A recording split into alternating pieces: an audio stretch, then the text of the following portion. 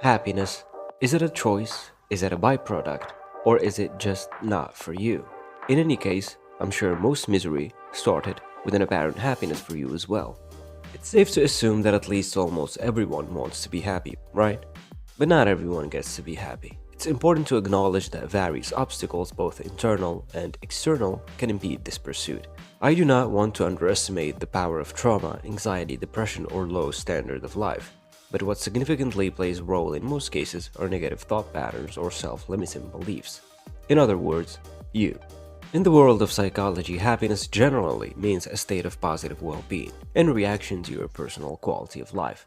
Feelings of happiness are temporary emotions that can be incited by small positive incidents in our lives in the present moment. Our cultural definition of this mercurial experience tends to center around achievement, acquisition, and the ability to constantly improve oneself or our set of circumstances. A third is that our happiness is strongly associated with our satisfaction with and quality of life. To be satisfied with who you are, where you are, and what you have sounds easy, doesn't require for you to do much, but nearly impossible to access.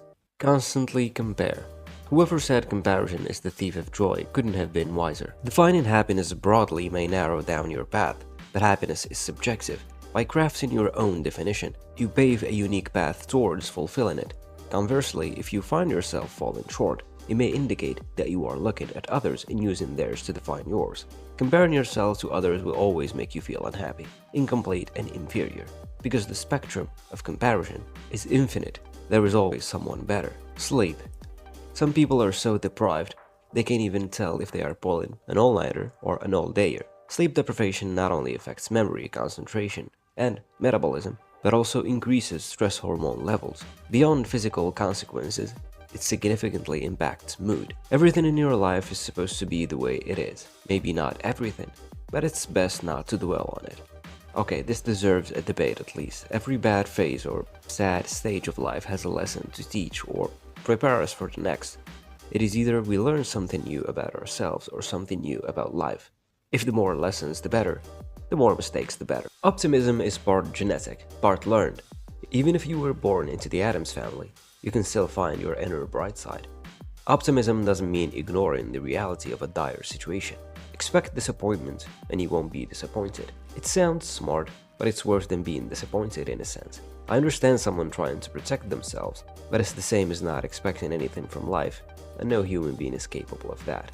We all have expectations, although you're gonna have to find your balance. For this mindset of the modern self-help industry has backfired, creating a culture where uncomfortable emotions are seen as abnormal. A true optimist would acknowledge the challenge in a more hopeful way, saying this is going to be difficult, but it's a chance to rethink my life goals and find work that truly makes me happy.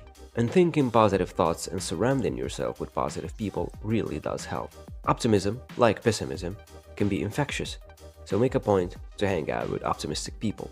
Sure, money can't buy happiness, but it's better to cry in a private chat than in a bus. Today, I woke up an optimist. Turns out, he wasn't a morning person. Happiness is right around the corner. Good luck finding that in a round world. Pessimists are always mumbling, things can't get any worse. Be positive, of course they can. Most of us want to find happiness in our lives. Realizing that you're unhappy when your life seems to be just fine can be disconcerting and upsetting. And it is just the worst, so if that's happening to you, I don't give a monkey's left nut.